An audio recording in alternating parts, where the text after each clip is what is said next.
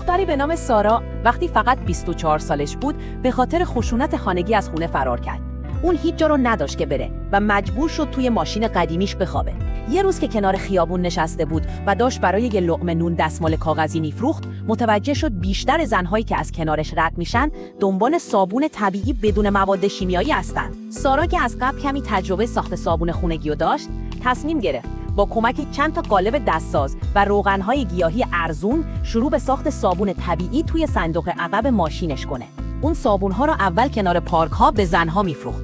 بعد کم کم با مشتری‌های آشنا شد که حاضر بودن آنلاین سفارش بدن. یکی از مشتری‌هاش یه بلاگر معروف بود که بعد از تست صابونش یه پست براش گذاشت. همین باعث شد یه موج سفارش راه بیفته. حالا برند سارا صبح توی چند تا فروشگاه بزرگ فروخته میشه. سارا توی خونه‌ای زندگی میکنه که با درآمد خودش خرینده. از زندگی توی ماشین تا کارآفرینی واقعی. این داستان واقعی یه زن جنگجوه